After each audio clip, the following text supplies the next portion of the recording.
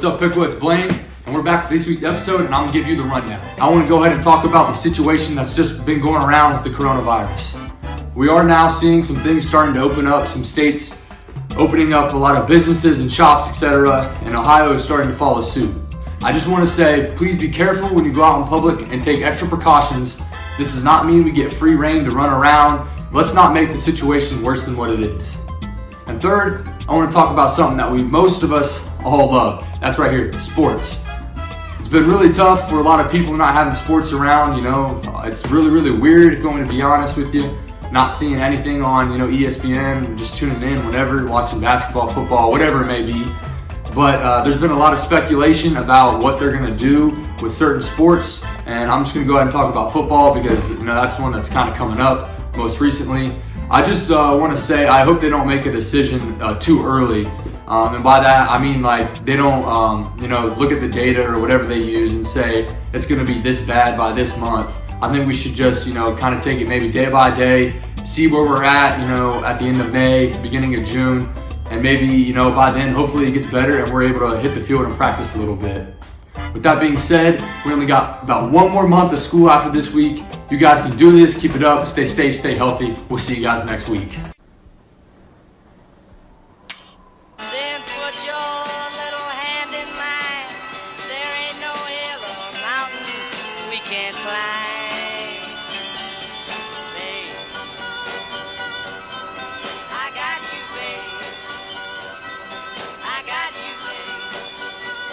Okay, campers, rise and shine, and don't forget your booties, cause it's cold out there. It's cold out there every day. What is this, Miami Beach? I don't Not think so. hardly. Nice going, boys. You're playing yesterday's tape. Hazardous travel later today with that.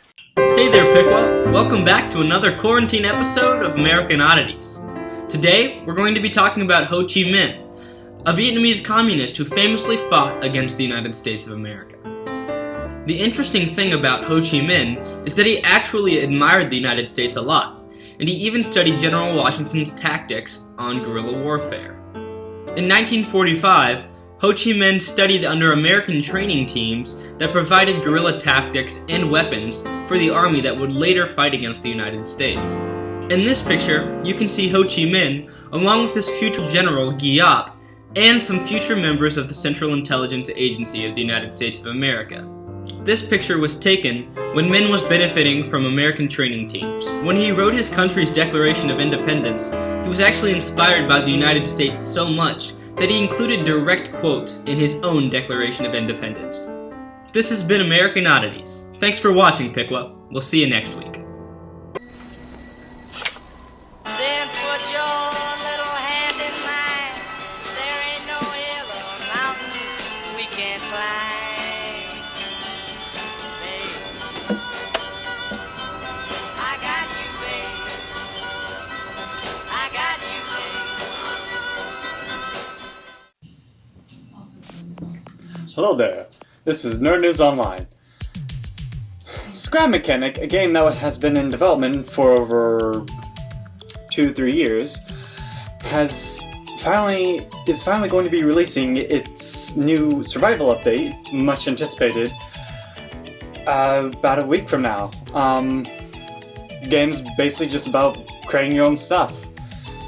And that's basically it. Scrap Mechanic's going to be coming out with its new survival mode. Do you enjoy Universal Pictures movies? Well, then you will not enjoy going to a AMC movie theater anytime soon, as they have stated that when the government reopens and everything opens, like the movie theaters and all that they will not show any more Universal Pictures movies, as they are banning them from their movie theaters. Alright, so if you remember, at the beginning of the year, we touched on the Minecraft Nether update coming out this year. Well, we're getting very close to the release, hoping that it's going to be within the next couple months, maybe early summer at the latest. They're very close to releasing it. There's all kinds of new mobs, some amazing new blocks, and the biggest highlight of it all is there's a new ore called Netherite. It's very hard to obtain, but it's stronger than the Minecraft diamonds. And it's also extremely expensive. So, I'm not going to be using that those tools anytime soon. I can't even find my own diamonds.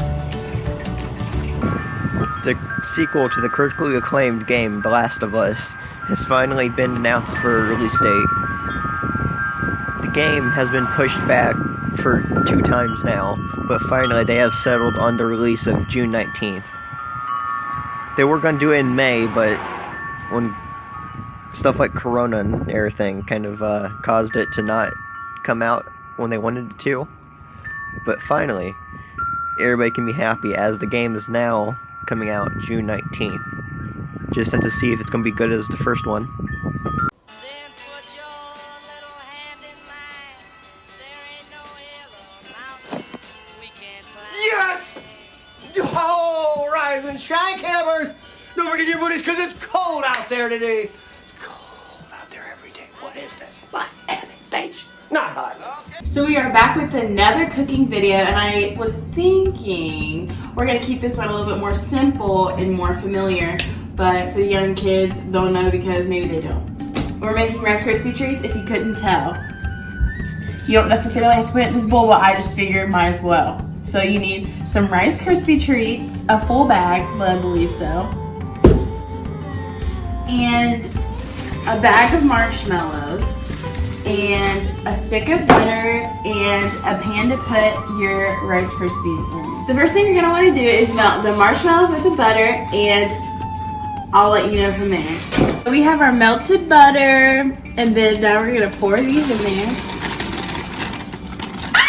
Hot. Really? So once your marshmallows are in there, they're gonna heat up, and actually, I think I'm gonna add some more marshmallows because it set more. So I've actually never made these before because I'm learning how to cook just as much as you guys are for me. Like, this is my first time too. So finally, it's done. Well, yeah, it's done. Pour this in, all of it. Careful, not a good move with the bowl. Oh my gosh. Okay, give it a stir.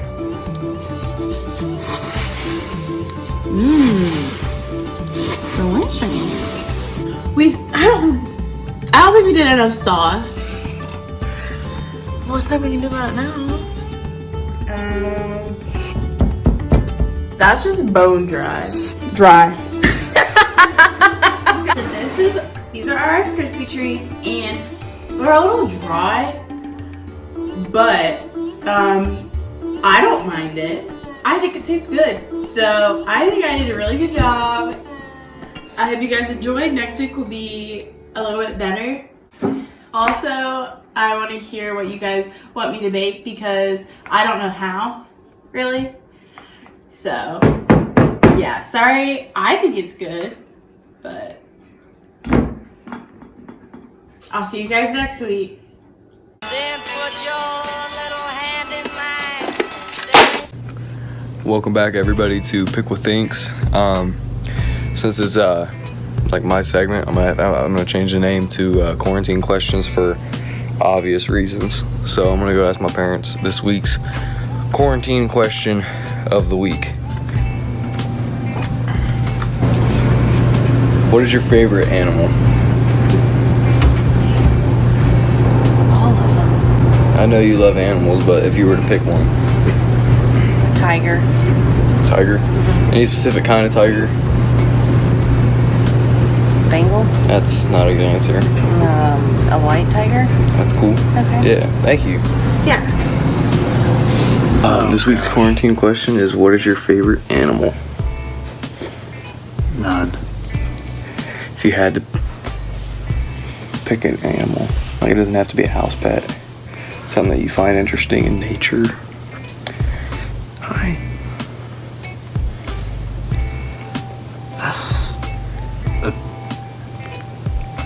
A box-nosed jellyfish? That's not a... I don't think that's a thing. Oh. I mean, there's a bottlenose dolphin and a box of jellyfish. box-nosed jellyfish. Box jellyfish are actually the most dangerous animal in the world. Oh, I don't like animals, so I don't have a favorite animal. Do I have to give you one? I mean, I'd prefer one. I fed a giraffe once at the zoo. Did you think it was cool? Yeah. I fed a donkey. I thought it was pretty cool. Because you know how they stick their head through the railings at the petting zoos? I think that's... I like goats. I think they're cool. I'm an animal kind of guy, I think. I like cats. Cats are alright because they don't bark. Yeah. Cats are cool. And you don't have to take them out to the bathroom. Mm-hmm. Yeah. I like monkeys. Monkeys are cool too. I'm just thinking of zoo animals. Because you don't have to deal with them at home. Monkeys are good. Monkeys. Yeah. Orangutan. Orangutan. Those are pretty cool. Yeah. Personally, my favorite animal is probably a dolphin. No. All right, guys. So we're gonna do a little late night Piqua Thinks at the Ventura house.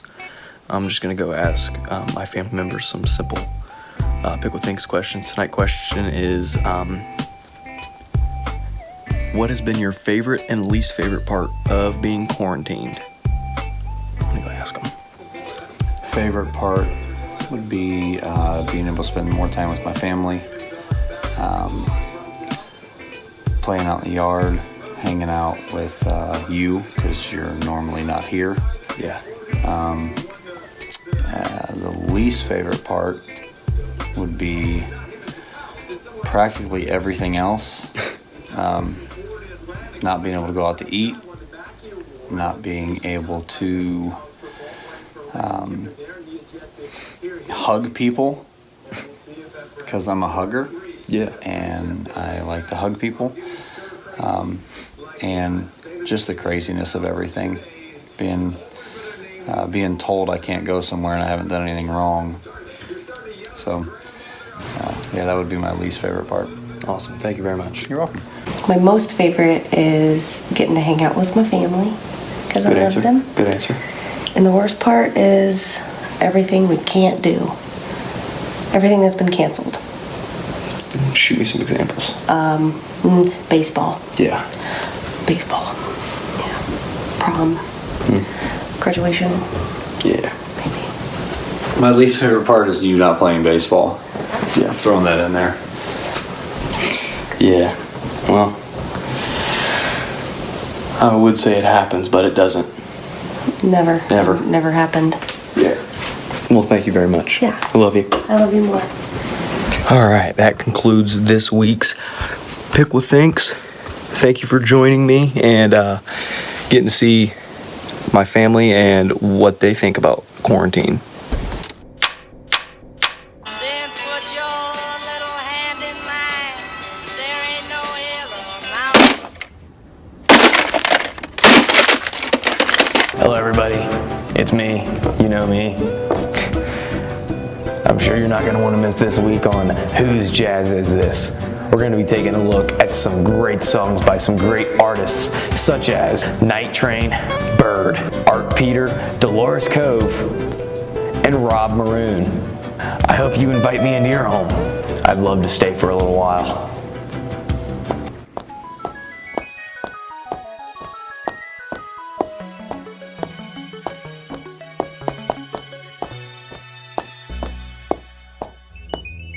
Hey Jack, I got this extension cord you ordered. Hey, I got the gauze you asked for your wound.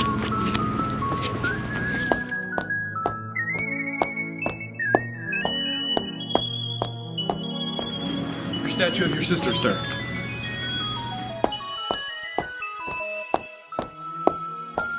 Get your sugar.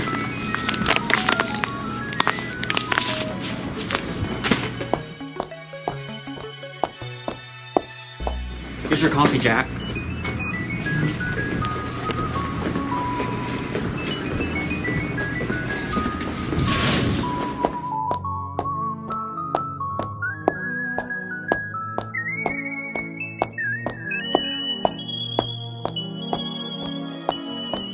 Television in Buffalo, WNED-TV, Channel 17. Some people hustle pool. Some people hustle cars. Then there's that man you've heard about, the one who hustles stars.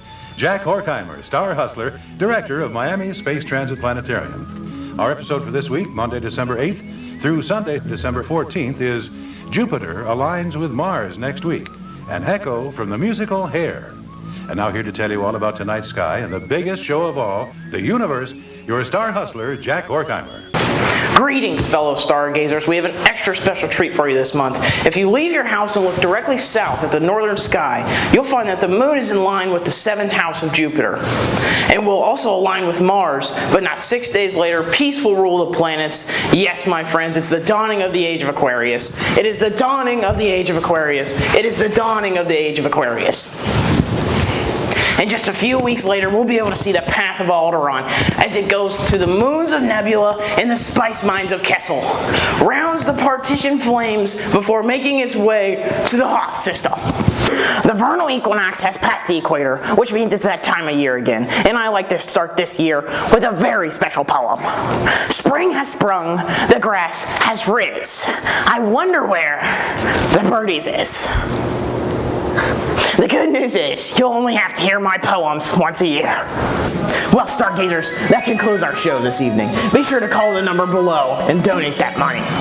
And remember, look to the sky. There could be something up there.